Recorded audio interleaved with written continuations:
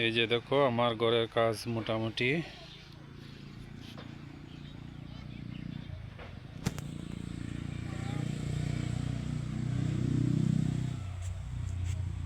হয়েছে।